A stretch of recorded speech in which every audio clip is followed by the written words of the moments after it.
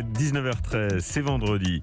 On ouvre maintenant, comme chaque soir, le Club des idées. Europe Soir, Julien Bugier. Je vous demande de vous arrêter. Je suis très en colère. Écoutez, vous êtes rapide. C'est pour ça que vous êtes coupé de la réalité. Avec d'abord la carte blanche du Club des idées, un coup de griffe ou un coup de cœur. Et ce soir, j'ai le plaisir d'accueillir l'écrivain et essayiste Éric Emmanuel Schmitt. Bonsoir Éric Emmanuel. Bonsoir. Alors hier soir, le gouvernement a décidé, on l'a suivi ensemble, de prolonger le confinement pendant 2 nouvelles semaines au moins. Et vous souhaitiez réagir à cette annonce. Oui, je ne m'attaque pas au fond, Julien, je m'attaque à la forme. Depuis le début de cette pandémie, la manière de présenter les efforts que nous devons accomplir ensemble me laisse sceptique. Dès le départ, nos politiciens ont évoqué une guerre sur un ton martial. Sans l'effroi, estiment-ils, ils n'obtiendront pas notre obéissance. Ils consolident donc la terreur du virus par les décomptes quotidiens et développent la crainte des sanctions envers qui n'observe pas le confinement. C'est une erreur selon vous ? On veut nous faire peur. Peut-être vaudrait-il mieux que nous ayons compris les mesures et que, par conséquent, nous en ayons envie. La docilité n'est pas mon fort, je vous l'avoue, Julien, comme beaucoup de Gaulois réfractaires.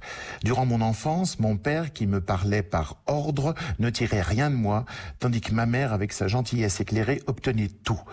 Pour satisfaire ma raison et mon cœur, j'ai toujours eu besoin d'explications et de confiance. Mais on pourrait vous rétorquer, Éric Emmanuel, que c'est aussi le rôle du gouvernement d'imposer des interdits.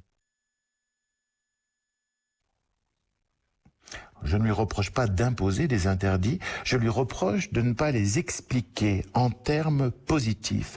Depuis des mois, j'utilise un traducteur pour avancer. Oui, ce qui m'arrive sous la forme d'interdits ou de restrictions, je dois le transposer dans une langue qui obtient enfin mon accord. Voici quelques-unes de mes traductions. Limiter la bulle sociale, me protéger et protéger les autres. M'affubler d'un masque. Je n'infecte pas les gens au cas où j'ai le virus et je gagne la réciproque. Me laver les mains, je ne serai pas l'agent de la mort. Me déplacer le moins possible, j'empêche le Covid de voyager en clandestin. Me tenir à distance de ceux que j'apprécie, ne pas les embrasser. Vous voilà prêt pour écrire le dictionnaire amoureux du Covid, mon cher Éric Emmanuel. Ça change tout. Ça change l'essentiel. C'est davantage qu'une traduction, au lieu de alors. subir, je consens. Oui, c'est un accomplissement. Par cette reformulation, je deviens citoyen. Je ravive intérieurement ce que Rousseau appelait le contrat social. J'abandonne les prérogatives d'une liberté purement individuelle pour rendre possible une liberté collective et y participer. Quoique forcé, je demeure libre puisque j'approuve cette contrainte et la transforme pour vous, la communication au fond de moi gouvernementale en somme manque de respect. À quelle part de moi s'adresse-t-elle? Aux crétins, mous et sans initiative. Or, plutôt que soumis, je me préfère responsable. Plutôt que passif, je me préfère actif.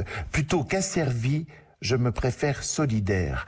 Quand on s'adresse à ma raison, je demeure une personne, un être libre qui aménage ses comportements pour le bien commun et non un pion qu'on coince dans une case. Alors, en conclusion, mon cher Éric Emmanuel Schmitt.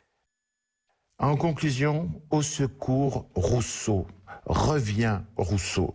Ta philosophie politique nous manque. Il nous faut d'urgence assimiler ta phrase « L'obéissance à la loi qu'on s'est prescrite est liberté ».